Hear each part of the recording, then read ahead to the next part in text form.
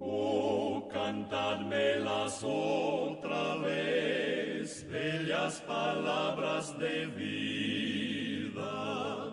Hallo en ellas mi gozo y luz, bellas palabras de vida. Y leemos en el versículo 30, Lucas capítulo 1 y versículo 30. Dice: entonces el ángel le dijo: María, no temas, porque has hallado gracia delante de Dios, y ahora concebirás en tu vientre y darás a luz un hijo y llamarás su nombre Jesús. Este será grande y será llamado Hijo del Altísimo, y el Señor Dios le dará el trono de David su padre, y reinará sobre la casa de Jacob para siempre, y su reino no tendrá fin. Entonces María dijo al ángel: ¿cómo será esto? Pues no conozco varón. Respondiendo el ángel le dijo: el Espíritu Santo vendrá sobre ti, y el poder del Altísimo te cubrirá con su sombra, por lo cual también el santo ser que nacerá será llamado Hijo de Dios. Y aquí tu pariente Elizabeth, ella también ha concebido hijo en su vejez, y este es el sexto mes para ella, la que llamaban estéril, porque nada hay imposible para Dios. Entonces María dijo: he aquí la sierva del Señor, hágase conmigo conforme a tu palabra. Y el ángel se fue de su presencia. Como lo hemos mencionado en otras oportunidades y es tal vez conocido por la mayoría dentro del pueblo del Señor, el Evangelio de Lucas nos presenta a nuestro Señor como ese hombre perfecto. Y Dios escogió para escribir este Evangelio a un hombre gentil, dirigido a otro hombre gentil. Y además es médico. Y como buen médico, él va a detallar ciertos aspectos que no se mencionan en otros evangelios. El Espíritu Santo usó a esta persona para describir lo apropiado de la humanidad de nuestro Señor Jesucristo. No hay otro evangelio que describa con tanto detalle, desde la concepción de nuestro Señor, su perfecta humanidad. Ningún otro evangelio nos dice lo que leyó el hermano Luis Emilio esta mañana, que estaba el niño Jesús envuelto en pañales. Ningún otro evangelio nos cuenta cómo el Señor Jesucristo, siendo de 8 días, fue circuncidado.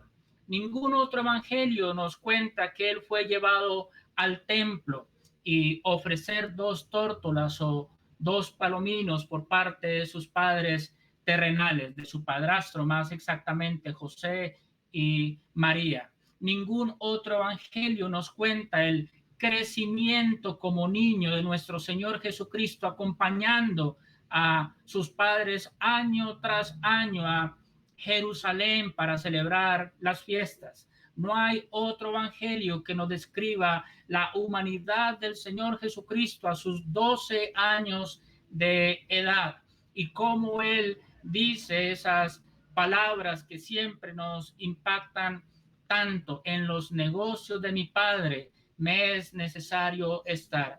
Así que nos acercamos a este evangelio con el deseo de conocer al hombre perfecto. No hay otro semejante, no hay alguien que se le parezca. Él es singular. Él es el hombre del Salmo 1 y sus primeros versículos, el varón bienaventurado.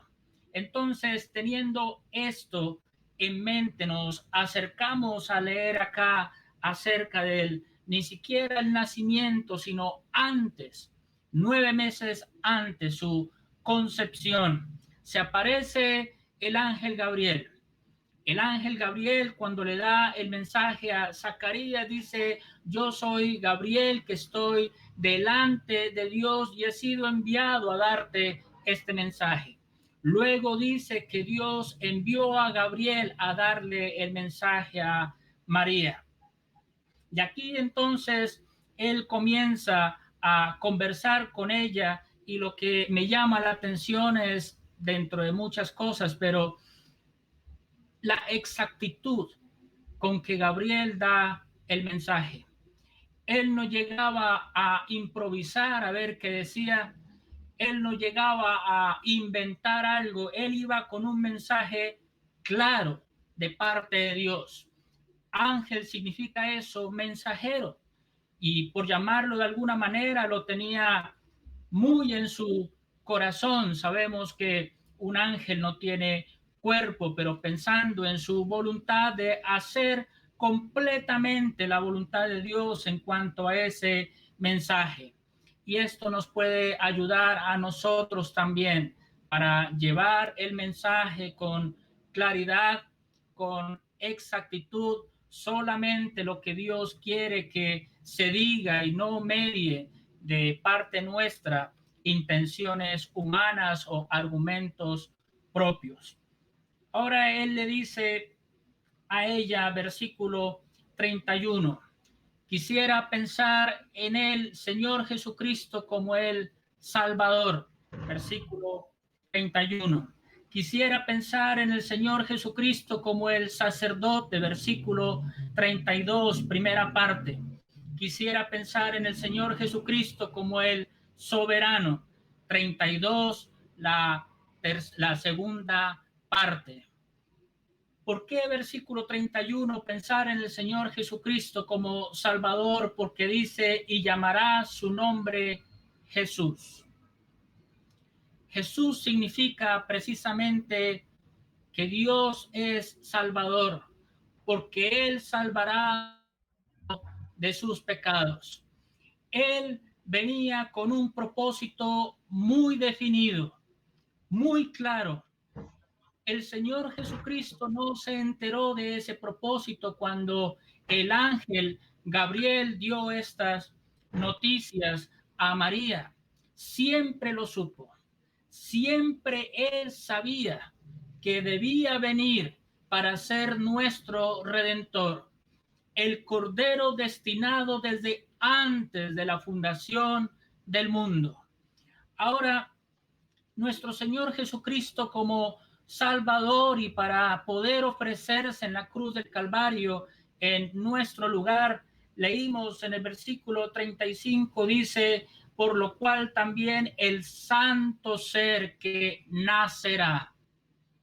No que naciendo iba a ser santo, sino que siempre ha sido santo. Y esta es una doctrina absolutamente fundamental que Satanás ha tratado de, o que siempre ha atacado. Un fundamento de la fe cristiana, que Cristo no es Dios, o que Cristo de alguna manera pecó, o tantas blasfemias que se hablan de nuestro Señor Jesucristo, pero nuestro Señor, nuestro amado Salvador, no hubiera podido ofrecerse en la cruz del Calvario si en él hubiera existido un solo pecado, porque de haber sido así, él mismo necesitaba de un Salvador. Pero nuestro amado Señor se ofreció en la cruz del Calvario en la santidad de su ser. Cuando vemos al Señor en su humanidad, en la perfección de su persona, jamás en él existió eso que es tan evidente en nosotros, el orgullo, la vanidad, la autojustificación, la envidia, el egoísmo, las malas intenciones, un mal pensamiento. Eso hace parte de nuestra naturaleza corrupta y caída, pero en el Señor Jesucristo, la hermosura de su ser, de su persona, santo en todo su ser. Por eso él podía llevar nuestros pecados en su cuerpo. Siendo Dios, él no podía contaminarse. el cuerpo del Señor fue ese recipiente que Dios usó, como dice en Isaías 53, Jehová cargó en él el pecado de todos nosotros. O cuando en Romanos capítulo 8 dice, condenó al pecado en la carne, pensando en el cuerpo de nuestro amado Señor, nuestro Salvador. Late en nuestros corazones, se alegra nuestra alma al considerar a Jesús. Y lo decimos con reverencia, el Señor Jesucristo, nuestro Salvador, el que se ofreció en la cruz, siendo el santo ser, se ofreció por nuestros pecados. Pero ustedes dirán, ¿de dónde Esteban saca eso de el sacerdocio que leímos ahí en el versículo 33? Cuando pensamos en el Salvador, estamos pensando en el aspecto pasado, lo que Él ya hizo, lo que Él ya consumó. Cuando pensamos en el sacerdote, estamos contemplando lo que el Señor está haciendo hoy en el presente. Cuando pensamos en el soberano o en el rey, contemplamos al Señor Jesucristo en lo que Él va a hacer cuando venga a reinar.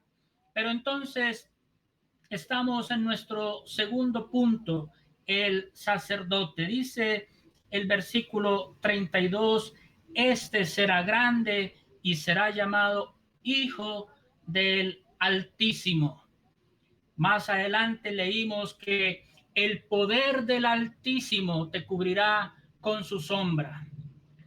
La primera mención de este nombre de Dios, el Altísimo, está en Génesis capítulo 14.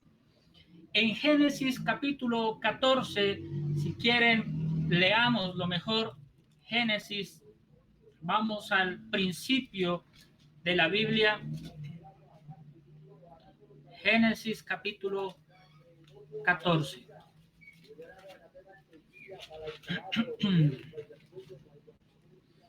Y vamos a leer en el versículo 17. Cuando volvía de la derrota de Kedorlaomer y de los reyes que con él estaban, salió el rey de Sodoma a recibirlo al valle de Sabe, que es el valle del rey. Entonces Melquisedec, rey de Salem y sacerdote del Dios Altísimo, sacó pan y vino y le bendijo diciendo: bendito sea Abraham del Dios Altísimo, creador de los cielos y de la tierra, y bendito sea el Dios Altísimo que entregó tus enemigos en tu mano y le dio a Abraham los diezmos de todo. Entonces el rey de Sodoma dijo a Abraham: dame las personas y toma para ti los bienes. Y respondió Abraham al rey de Sodoma: he alzado mi mano a Jehová, Dios Altísimo, creador de los cielos y de la tierra, que desde un hilo hasta una correa de calzado nada tomaré de todo lo que es tuyo, para que no digas yo enriquecí a Abraham. Y bueno, allí continúa el relato.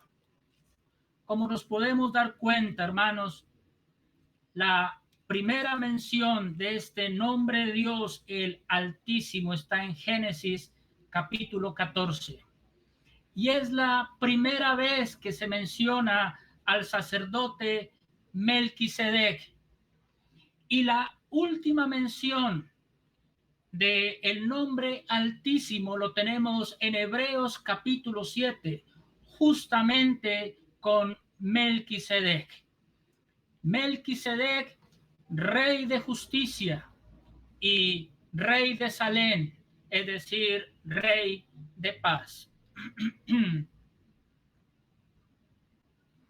Pensaba explayarme tal vez un poco más allá en Lucas, y cuando escuché a mi buen hermano Carlos hablar acerca de la paz, pensé que sería mejor detenerme un poco más en Melquisedec, rey de justicia y rey de Salem, rey de paz.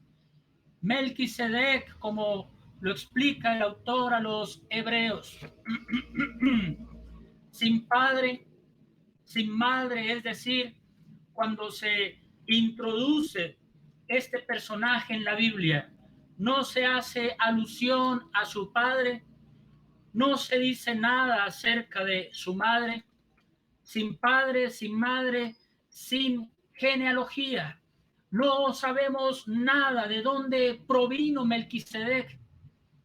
Y dice, hecho semejante al Señor Jesucristo, también pensando en la eternidad, pensando en el sacerdocio perdurable de nuestro Señor Jesucristo.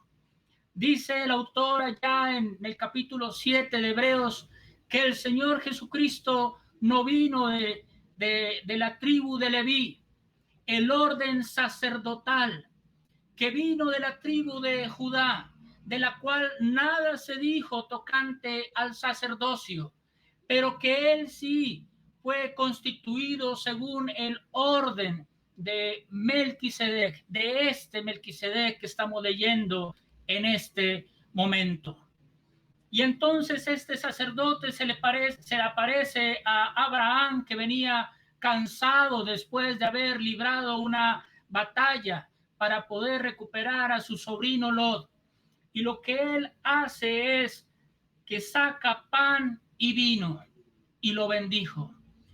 Lo que tenemos en Melquisedec es provisión, pero lo que también tenemos en Melquisedec es bendición. Cuando pensamos en nuestro Señor Jesucristo, en Él hay provisión y en Él también hay bendición. Nuestro Señor Jesucristo es nuestro gran sumo sacerdote, y lo resalto porque los sacerdotes del Antiguo Testamento, se decía de Aarón, por ejemplo, el principal y figura de nuestro Señor Jesucristo, y dice sumo sacerdote. Pero cuando pensamos en nuestro Señor, leemos nuestro gran sumo sacerdote según el orden de Melquisedec.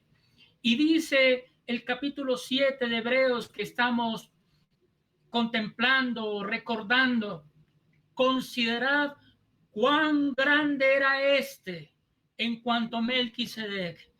Y ahora, hermanos, consideremos cuán grande es nuestro Señor, el verdadero sacerdote, su ministerio sin igual. Y ante el cansancio, Melquisedec le ofrece pan y vino. Amados hermanos, en este peregrinaje, sobre todo ahora en esta pandemia que nos ha tocado vivir, experimentamos el cansancio y tal vez sentimos que nuestras fuerzas se agotan y quizás estamos cansados y tal vez quisiéramos echar la toalla, tal vez como que no damos más. La enfermedad nos alcanzó, puede ser que alguien lo esté padeciendo. Las dificultades que traíamos se agravaron por esta pandemia y un sinfín de ejemplos. Mi amado hermano, el Señor, nuestro gran sumo sacerdote, nos provee pan y vino. El pan nos habla de la humanidad de nuestro Señor y el vino necesariamente nos habla de la sangre de nuestro Señor. Saben que, aunque no es el tema, pero ni lo que tenemos tampoco en Génesis 14, pero lo podemos aplicar. Saben que la cena del Señor con el pan y el vino nos sirve para nuestro sustento espiritual. Es la provisión del Señor para nuestra vida espiritual, para nuestra alma. Y allí está Melquisedec ofreciéndole pan y vino para que coma Abraham. Y el Señor nos ha dado a nosotros su alimento, y lo decimos con mucha reverencia, pero nos alimentamos de lo mismo que Dios se alimenta. El Padre está satisfecho en Cristo y en su obra. Su Hijo es su entera y eterna satisfacción, su deleite y su gozo. Y para nosotros, hermanos, sentados a la mesa del Señor, no a la cena del Señor, sino a la mesa, y como Abraham, recibimos la provisión de nuestro gran sumo sacerdote, y entonces comenzamos a alimentarnos de él. Les animo, ya se los he mencionado, pero les animo para que volvamos vez tras vez a los evangelios, para que sustentemos nuestra alma, como dicen los salmos, con grosura, para que nos alegremos en Cristo, para que disfrutemos de la provisión que el Padre ha dado a este mundo, pero lo que el Padre ha dado a los suyos, a nosotros. El Señor Jesucristo está hoy permanentemente, el Hijo del Altísimo. Y discúlpeme que no dije lo que es el Altísimo. El Altísimo es el Ser Supremo, el superior. No hay nadie más arriba de Dios y de su trono. Por eso fue tan grave el pecado del querubín grande. Sobre las alturas, sobre las nubes estableceré mi trono y seré semejante al Altísimo. Semejante locura la que pasó por su corazón, porque uno es el Supremo y nadie más. Nuestro Dios está exaltado en las alturas y contemplamos al Hijo del Altísimo, siendo nuestro gran sumo sacerdote. ¿Cómo es que el Señor, estando en el trono alto y sublime, viene y es concebido en el vientre de una mujer? Ahí el embrión tan chiquito, me preparaste cuerpo, y el Espíritu Santo formando ese ser, ese cuerpecito allí en el vientre de María, el Hijo del Altísimo, verlo dentro de un cuerpo y allí desarrollándose, luego naciendo en la pobreza. Oh, hermanos, cuán precioso es nuestro Señor. Tan alto es también su ejercicio delante de Dios como nuestro gran sumo sacerdote. No solamente nuestro Señor nos da la provisión, sino que nuestro Señor también nos da la bendición. Qué interesante que en el Evangelio de Lucas, que nos presenta al hombre perfecto, se nos hable, creo que en 5 veces, acerca del Altísimo.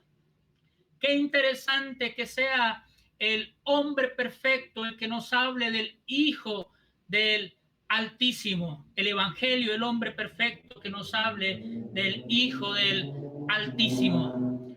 Hermanos, en el cielo tenemos a un hombre. Este mundo nos quiere robar la paz. Este sistema quiere arrebatar aquello que es tan precioso para Dios y que desea que nosotros disfrutemos la paz de Dios. Así es como lo dijo nuestro hermano. Pero disfrutar del Dios de paz. El diablo no quiere eso. El diablo siembra dudas. El diablo nos quiere arrebatar la comunión con Dios. Pero en el cielo tenemos un hombre. Como se lee allá en Hechos capítulo 1 en cuanto a la ascensión de nuestro Señor, el ángel le dice a los discípulos cuando estaban viendo al Señor Jesucristo ascender, les dice: este mismo Jesús que habéis visto ir al cielo, este mismo, el mismo que fue concebido por la Virgen María, el Hijo del Altísimo, el santo ser, el perfecto hombre, el mismo que se ofreció en la cruz del Calvario en santidad y por nuestros pecados como Salvador, el mismo que resucitó de entre los muertos, ese mismo es el que viene. Aunque sé que habla de su venida en poder y gran gloria, podemos aplicarlo a la venida de nuestro Señor Jesucristo por nosotros. Ese mismo Jesús, ese hombre, es el que está en los cielos. Ese hombre que entiende nuestra debilidad, no nuestro pecado, pero entiende nuestra debilidad, que sabe que somos polvo. El hombre que fue tentado en todo, pero sin pecado. El hombre que se condolió con Marta y María cuando murió Lázaro. El hombre que sentía compasión por la multitud cuando tenía hambre física, quien se compadecía de las viudas, quien abrazaba a los niños. Ese hombre está en el cielo, perfecto y glorificado, el santo ser, el Hijo del Altísimo, intercediendo por nosotros. Y con su provisión, en comunión con Él, porque la mesa del Señor nos habla de la comunión con nuestro Señor.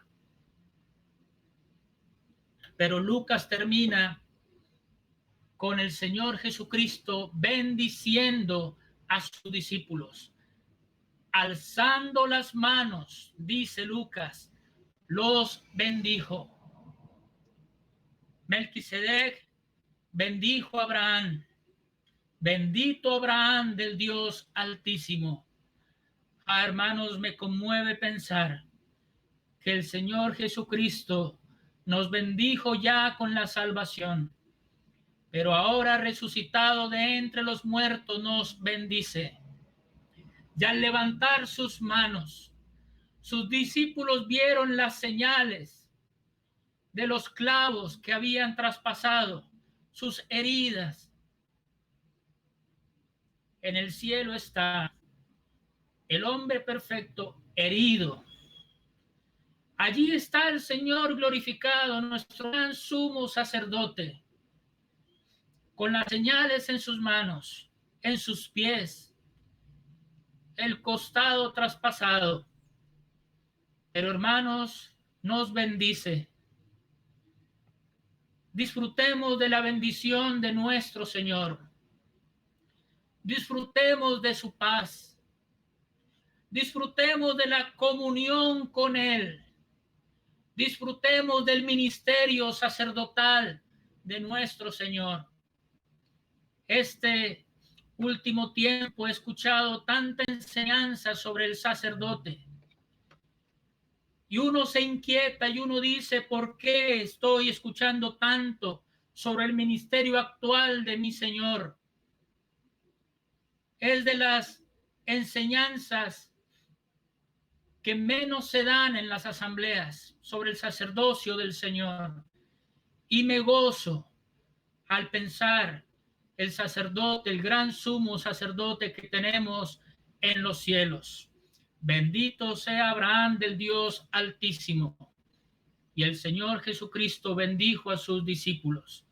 Se me acabó el tiempo y solamente lo menciono, pero allá donde leímos en Lucas capítulo 1, tenemos el soberano. Es el santo ser. Es el Salvador. Es nuestro gran sumo sacerdote. Pero Él también es el soberano.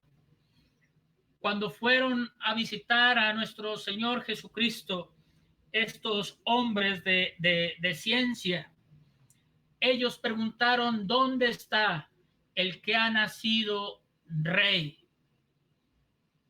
El Señor es el rey. Todavía no lo vemos coronado, pero Él es el rey. No es el rey del creyente, no es el rey de la iglesia, es el Señor de los suyos, es la cabeza exaltada de la iglesia universal y también local, pero el Señor es el rey y viene a reinar. Todo lo que tuvo que escuchar María de parte del ángel, que el rey, que el trono de David, su padre, le iba a ser dado al hijo que iba a ser engendrado en su vientre. María era una mujer piadosa, una mujer que leía su Biblia, es decir, leía el Antiguo Testamento. Ella tenía en su corazón Génesis capítulo 3 y versículo 15. Ella entendía la profecía allí contenida que Dios iba a mandar un redentor nacido de mujer. Pero quizás ella no se imaginaba que sería, perdonen la redundancia, ella misma, la madre, la que iba a traer a este mundo al Redentor de Israel, pero también de este mundo. Tal vez en su corazón no estaba que de ella iba a venir el rey. El ángel está dando el mensaje: de ti nacerá un niño, engendrado por el Espíritu Santo, el santo ser, y él va a reinar, rey de justicia y rey de Salem. Nuestro Señor Jesucristo reinará con vara de hierro. Persona que peque, el Señor Jesucristo, con santidad, con justicia plena, reinará. El pecado no va a hallar cabida en ese tiempo. El rey que no admite sobornos, rey de justicia y rey de paz. Salomón reinó durante 40 años en paz y es figura de nuestro Señor Jesucristo reinando en paz en su reino milenario. Hermanos, damos gloria a nuestro Señor Jesucristo, nuestro Salvador, nuestro gran sumo sacerdote, el que va a reinar, el santo ser. Que el Señor prospere su palabra. Vamos a orar.